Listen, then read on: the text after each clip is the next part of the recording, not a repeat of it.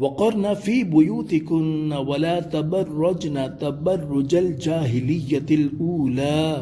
ترجمہ کنز العرفان، اور اپنے گھروں میں ٹھہری رہو اور بے پردہ نہ رہو جیسے پہلی جاہلیت کی بے پردگی۔ تفسیر صراط الجنان، یعنی اے میرے حبیب صلی اللہ تعالی علیہ وآلہ وسلم کی ازواج، تم اپنے گھروں میں ٹھہری رہو اور اپنی رہائش گاہوں میں سکونت پذیر رہو اور شرعی ضرورت کے بغیر گھروں سے باہر نہ نکلو۔ یاد رہے کہ اس آیت میں خطاب اگرچہ ازواج مطہرات رضی اللہ تعالی عنہن کو ہے، لیکن اس حکم میں دیگر عورتیں بھی داخل ہیں۔ ازواج مطہرات رضی اللہ تعالی عنہن نے اس حکم پر کس حد تک عمل کیا، اس کی ایک جھلک ملاحظہ ہو۔ چنانچہ امام محمد بن سرین رحمۃ اللہ تعالی علیہ فرماتے ہیں، مجھے بتایا گیا کہ نبی کریم صلی اللہ علیہ وسلم کی زوجہ محترمہ حضرت سودا رضی اللہ تعالی عنہا سے کہا گیا، آپ کو کیا ہو گیا ہے کہ آپ نہ حج کرتی ہیں اور نہ عمرہ کرتی ہیں؟ انہوں نے جواب دیا، میں نے حج بھی کیا ہے اور عمرہ بھی کیا ہے، اور اللہ تعالیٰ نے مجھے حکم دیا ہے کہ میں گھر میں رہوں۔ اللہ عز و جل کی قسم، میں دوبارہ گھر سے نہیں نکلوں گی۔ راوی کا بیان ہے کہ اللہ عز و جل کی قسم، وہ اپنے دروازے سے باہر نہ آئیں یہاں تک کہ وہاں سے آپ کا جنازہ ہی نکالا گیا۔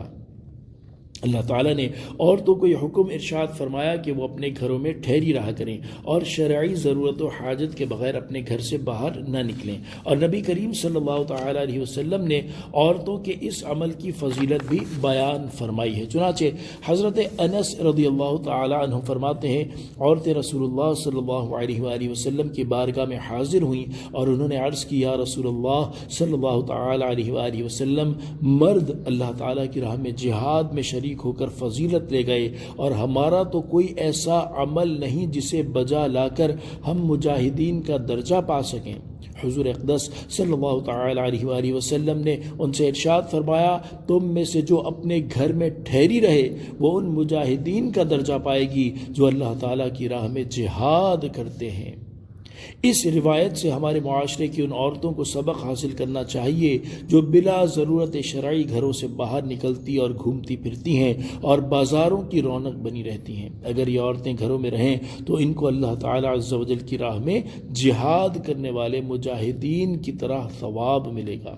یاد رہے کہ دین اسلام میں عورت کو گھر میں ٹھہری رہنے کا جو حکم دیا گیا، اس سے مقصود یہ ہرگز نہیں کہ دین اسلام عورتوں کے لیے یہ چاہتا ہے کہ جس طرح پرندے پنجروں میں اور جانور باڑے میں زندگی بسر کرتے ہیں، اسی طرح عورت بھی پرندوں اور جانوروں کی طرح زندگی بسر کرے، بلکہ اسے یہ حکم اس لیے دیا گیا ہے کہ اس میں اس کی عزت کا زیادہ تحفظ ہے۔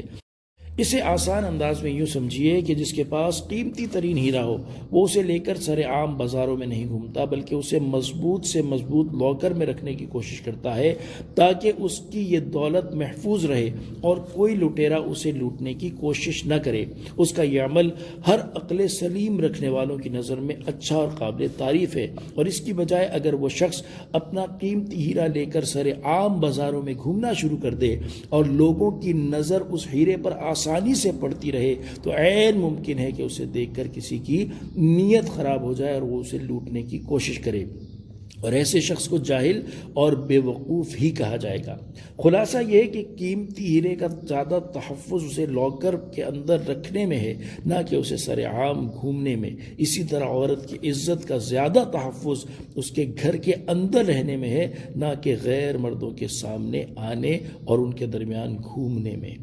صلو علی الحبیب صلی اللہ تعالی ولا تبرجن تبرج الجاہلیت الاولی،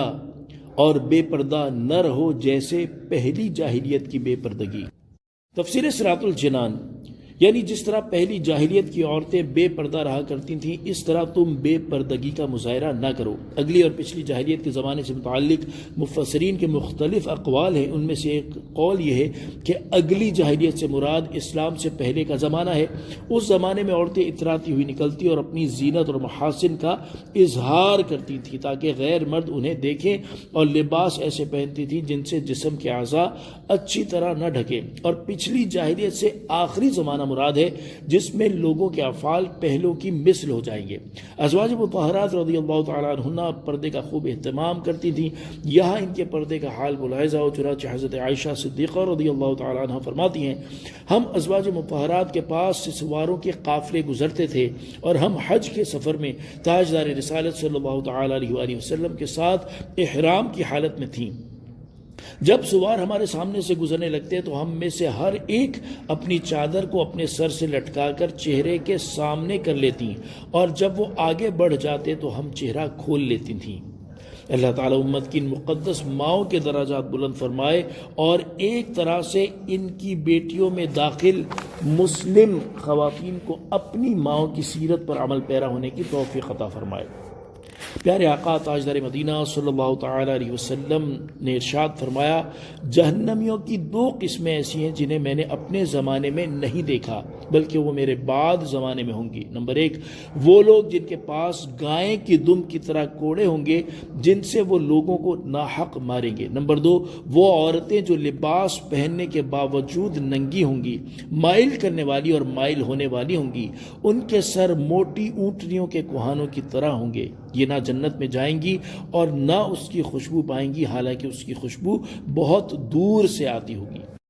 اس حدیث پاک میں عورتوں کے 3 کام بیان ہوئے جن کی وجہ سے وہ جہنم میں جائیں گی۔ نمبر 1 لباس پہننے کے باوجود ننگی ہوں گی، یعنی اپنے بدن کا کچھ حصہ چھپائیں گی اور کچھ حصہ ظاہر کریں گی تاکہ ان کا حسن و جمال ظاہر ہو، یا اتنا باریک لباس پہنیں گی جس سے ان کا جسم ویسے ہی نظر آئے گا، تو یہ اگرچہ کپڑے پہنی ہوں گی لیکن در حقیقت ننگی ہوں گی۔ نمبر 2 مائل کرنے والی اور مائل ہونے والی ہوں گی، یعنی لوگوں کے دلوں کو اپنی طرف مائل کریں گی اور خود ان کی طرف مائل ہوں گی، یا دوپٹے اپنے سر سے اور برقعے اپنے منہ سے ہٹا دیں گی تاکہ ان کے چہرے ظاہر ہوں، یا اپنی باتوں یا گانے سے لوگوں کو اپنی طرف مائل کریں گی اور خود ان کی طرف مائل ہوں گی۔ نمبر 3 ان کے سر موٹی اونٹنیوں کے کوہانوں کی طرح ہوں گے۔ اس جملے کی تشریحات تو بہت ہیں لیکن بہتر تشریح یہ ہے کہ وہ عورتیں راہ چلتے وقت شرم و حیا سے سر نیچا نہ کریں گی بلکہ بے حیائی سے اونچی گردن سر اٹھائے ہر طرف دیکھتی لوگوں کو گھورتی چلیں گی۔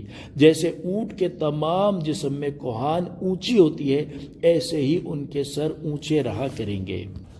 اگر غور کیا جائے تو ان تینوں میں سے وہ کون سی ایسی صورت ہے جو ہمارے معاشرے کی عورتوں میں نہیں پائی جاتی؟ ہمارے غیب کی خبریں دینے والے آقا صلی اللہ تعالیٰ علیہ وآلہ وسلم نے صدیوں پہلے جو خبر دی وہ آج حرف بحرف پوری ہوتی نظر آ رہی ہے۔ ایسی عورتوں کو اللہ تعالیٰ کے عذاب اور جہنم کی خوفناک سزاؤں سے ڈرنا چاہیے۔ اللہ تعالیٰ ہماری عورتوں کو ہدایت اور عقل سلیم عطا فرمائے اور اپنی بگڑی حالت سدھارنے کی توفیق نصیب کرے، آمین بجاہ النبی الامین صلی اللہ علیہ وسلم۔ صلو علی الحبیب صلی اللہ تعالی علی محمد صلی اللہ تعالی علیہ وسلم۔